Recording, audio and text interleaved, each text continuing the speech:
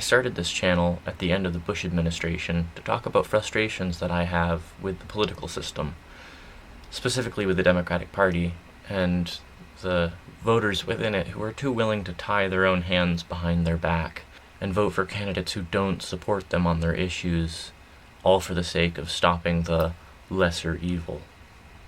And thanks to this strategy of always accepting the lesser evil, the Republican Party has been able to become more and more evil.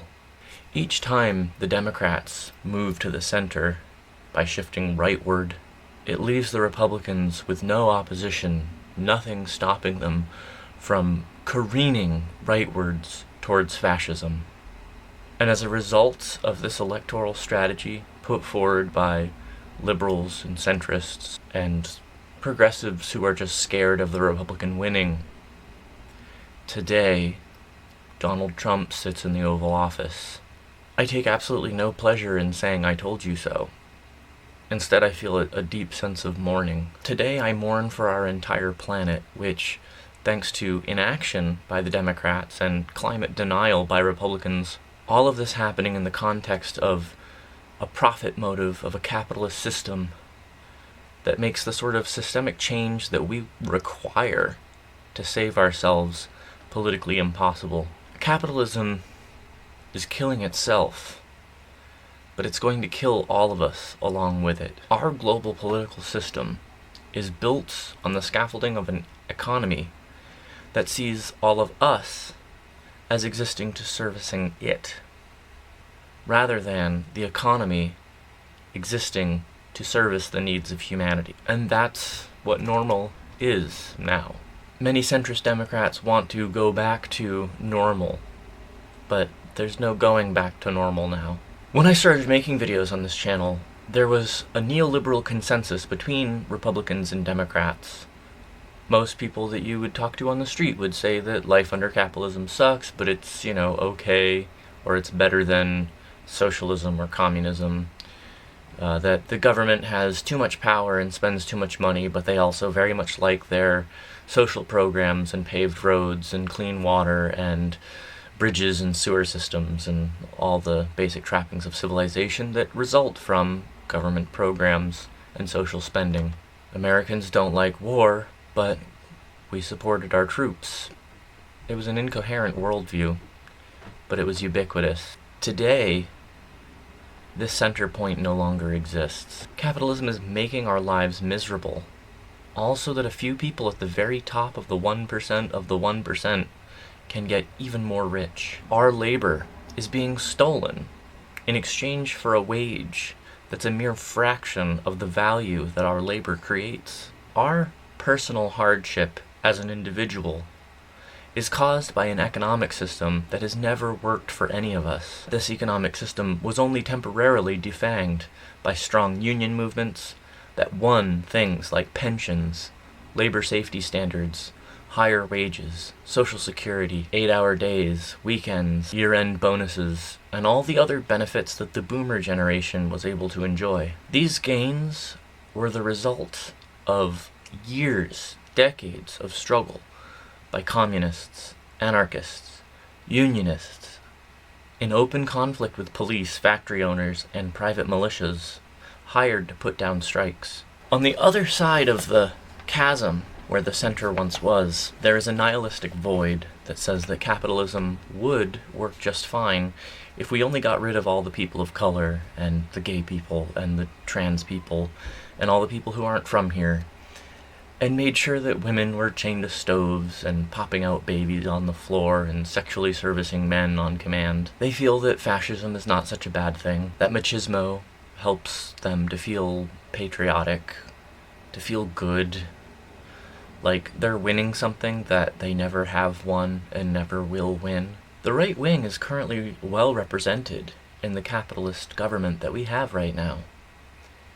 Our federal government was built by the ruling class of its time, by the capitalists of its time, to serve the needs of slave owners, industrialists, to quash democracy rather than express it. And this is why the left wing is not represented in our government currently. This non-existent center, however, is well represented in the Democratic Party. The weak non-ideology that delivered us to this ongoing disaster that we wake up to every day is alive and well, and the Democrats continue to bring feathers to a knife fight. With very few exceptions, there is no leftward pull in the halls of Congress, other than a few figures like Alexandria Ocasio-Cortez, Ilhan Omar, Rashida Tlaib, and Ayanna Pressley and Bernie Sanders. Our side is very weak.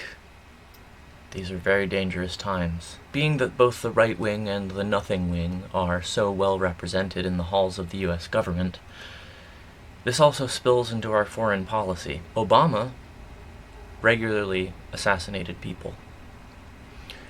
George W. Bush regularly assassinated people. The US military and intelligence apparatus has assassinated people throughout American history. The difference between then and now is then it was done covertly and denied or somehow justified. Despite the calls from the #resist crowd that Trump's presidency, quote, is not normal, the assassination of the Iranian general is all too normal. Trump has not done anything drastically different from previous administrations. His issue is that what is normally done and then not spoken of has been declared openly. In a time where geopolitical tensions are running high, and where the political order of the world is rapidly shifting, in a time where global capitalist trade is in a period of total uncertainty, this assassination is a lit fuse on a world that is made of gunpowder. Iran has one of the largest nationalized oil reserves in the world. Iraq also had one of the largest nationalized oil reserves in the world. And this is the reason why we toppled Saddam Hussein, a military dictator, but remain allied with Saudi Arabia, an absolute monarchy, with a theocrat who is just as bad, or worse, for human rights than Saddam was. This large oil reserve makes Iran a very valuable ally in the global marketplace. China and Russia, both nuclear powers, are allied with Iran. Perhaps Trump's assassination will just blow over, like Obama's drone strikes and George W. Bush's illegal invasion of Iraq. That was then, and this is now. The global order is changing. The United States is losing allies. Political alignments are shifting. There is no certainty. This may perhaps lead to World War III. As I see it, there is one possible way to avoid World War III, where everyone wins and no one has to die. To avoid World War III, Congress must censure the president for war crimes. And they must do something that no Congress has ever done, ever, in the history of the United States. Congress must send Trump to stand trial before the International Criminal Court as a war criminal. It's not likely that the Democrats will do this. They are, on the whole, and with very few exceptions, a capitalist party. As such, they serve the interests of capital. And the interests of capital quite often involve inter-imperial conflicts and sending the poor to die overseas on their behalf. It involves assassination of foreign leaders. And the Democrats have enjoyed the ability to do this with impunity. And sending Trump before The Hague would create a precedent that any future president of the United States would be held to a similar level of accountability. And so far, the one rule in Washington, D.C. has been that the capitalist class can do whatever they want with total impunity. Now, waiting until the next electoral cycle, waiting for the 2020 elections in a little less than a year now, electing more DSA Democrats, this may help. But ultimately what we need is a mass movement, and we need it now. As individuals, we are weak. But when the working class is organized into mass organizations, when we're organized together and can decide to do things as one, when we can decide together to withhold our labor, we can bring the entire structure to its knees. Now, I could cite here examples from past labor history, such as the Pullman strike or the Battle of Blair Mountain, to show the power of the working class withholding our labor.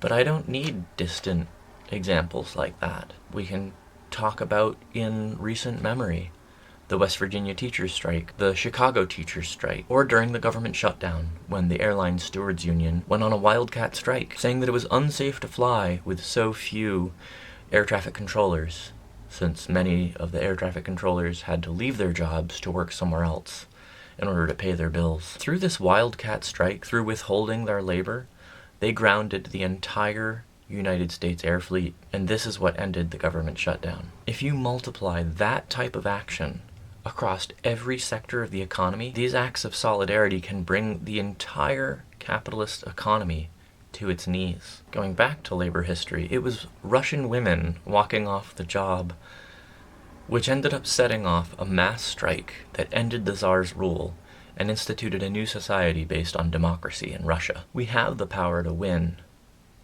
but victory is uncertain. As Trotsky prophetically said during the rise of Nazism in Germany in his 1931 essay, "For a Workers' Front United Against Fascism," Germany is now passing through one of these great historic hours upon which the fate of the German people, the fate of Europe, and in significant measure the fate of all humanity, will depend for decades. If you place a ball on the top of a pyramid, the slightest impact can cause it to roll down either to the left or to the right. That is the situation approaching with every hour in Germany today. There are forces which would like the ball to roll down towards the right and break the back of the working class.